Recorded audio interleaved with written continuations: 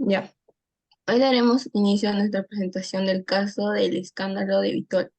Somos el grupo 7 y está formado por Mía, Shirley, Córdoba, Chávez, Espinos, Díaz, Josué Rafael, Ramos Panca, Nayeli Sheila y mi persona. Eh, Vitol es una multinacional holandesa de comercio de energía y productos básicos con sede en Suiza, una compañía líder en la comercialización de petróleo a nivel mundial. Consiste que entre los años 2005 y 2014, Vitol pagó más de 8 millones de dólares en sobornos a funcionarios de Petrobras, la petrolera estatal brasileña, a cambio de recibir información sobre sus competidores y su política de precios. Conocerlos le permite a Vitol mejorarlos y así ganar los contratos de colaboración de Petrobras. Al principio fueron al menos 4 los funcionarios de Petrobras sobornados, pero a partir del 2011, Vitol amplió la lista de colaboradores en sus prácticas ilícitas en al menos 5 más. La compañía establece un esquema con el que se asegura que los contratos finalmente se cerrarán en las cantidades previamente arregladas con los funcionarios de Petrobras. Vitol también sobornó por más de 2 millones de funcionarios de México y Ecuador entre los años 2015 al 2020 para obtener la concesión de 2020 para obtener la concesión de negocios de venta de productos derivados del petróleo. Entonces, concluimos que durante 15 años Vitol pagó millones de dólares en sobornos a numerosos funcionarios en 3 países distintos para obtener ventajas competitivas inadecuadas que resultaron en beneficios ficticios significativos para la compañía. Le doy paso a mi compañero.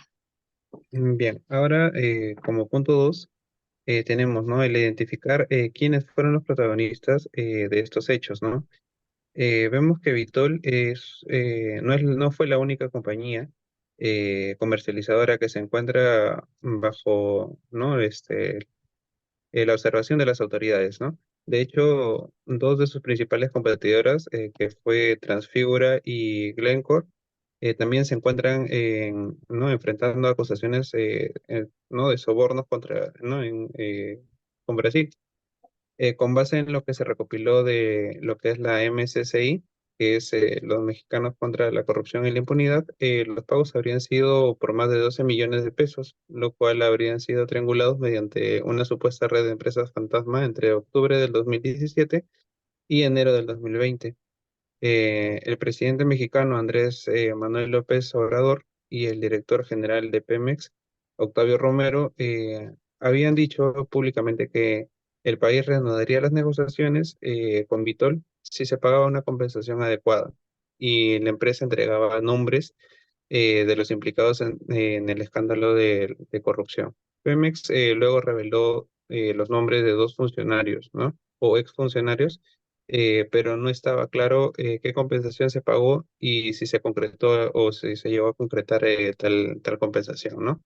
La estatal dijo que el año pasado que Vitol había ofrecido un monto por compensación, pero se desconoce si se realizó finalmente, pues, ¿no? Los funcionarios de Pemex cancelaron las negociaciones contractuales después de que los ejecutivos de Vitol rechazaron los cambios propuestos por la petrolera ¿no? a los términos. A finales de agosto, Javier Aguilar, exgerente de una de las filiales, ¿no? del grupo de empresas de Vitol, compareció ante el Tribunal Federal de Houston según los registros, ¿no?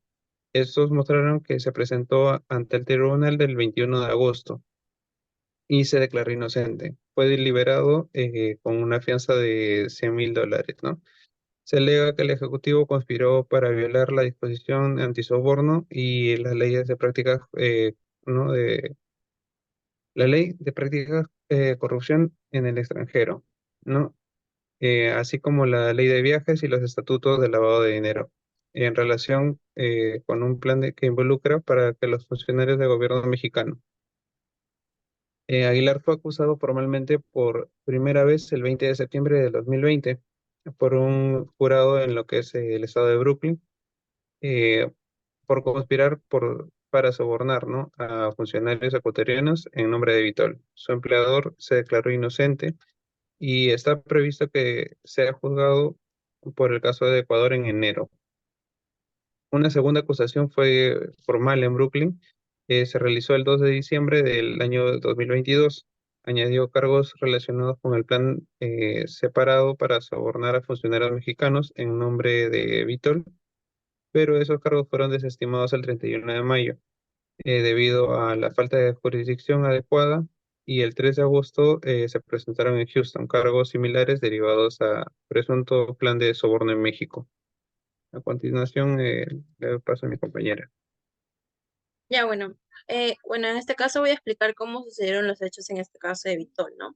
Bueno, primero todo comienza a raíz de que la compañía mexicana Pemex, una compañía que anteriormente ha trabajado con Vitol también y se ha rumoreado muchos casos de corrupción, este, vuelve a realizar negocios con Vitol, ¿no? Después de casi 3 años en los que no se tenían prohibidas las relaciones comerciales entre ellos. Eh, La prohibición se realizó luego de que Vitole reconociera públicamente que en un acuerdo con el Departamento de Justicia de los Estados Unidos se había pagado sobornos para lograr conseguir negocios con Pemex. Así también añadió que realizaba el mismo procedimiento con otras empresas como Brasil y Ecuador. El 17 de diciembre, se registró que dos buques que transportaban cargamento de Vitol llegaron a puertos mexicanos, los cuales hablaron bajo condiciones de anonimato porque la información era supremamente comercial y sensible. Esta fuente de información la lleva Reuters. Reuters es una eh, em,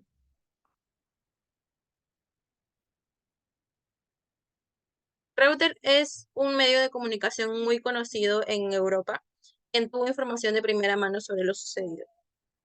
Una tercera fuente comercial de alto nivel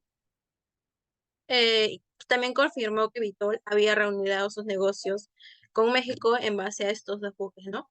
Eh, Ninguno de los dos involucrados se pronunció al respecto sobre estos rumores. Ambos declinaron de realizar comentarios al respecto. Ambos cargamentos mencionados anteriormente eh, siguieron la siguiente ruta, ¿no? Primero estuvo el buque Arvin con banderas de Liberia, zarpó desde Houston el 7 de septiembre, parcialmente cargado con mercancía de Vitol, con destino al puerto mexicano. Según datos de LSEG, llegó a ese puerto 2 días después y terminó de descargar la mercadería el 15 de septiembre. Por otra parte, el buque Tom Thames, de bandera danesa, también terminó de descargar el 13 de septiembre en el puerto mexicano de Tuxpan y se trasladó vacío al cercano de Tampico, donde está fondeado y de acuerdo a los datos de esta misma LSEG, ¿no? Posteriormente, Pemex dio a conocer los nombres de dos funcionarios, como ya mencionados anteriormente. Em, Bueno, finalmente se alega que este programa que es,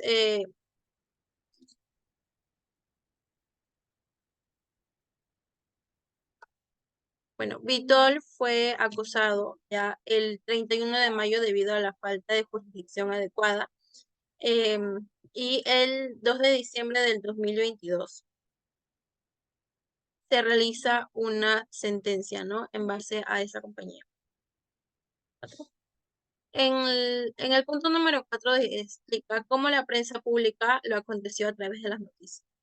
Primero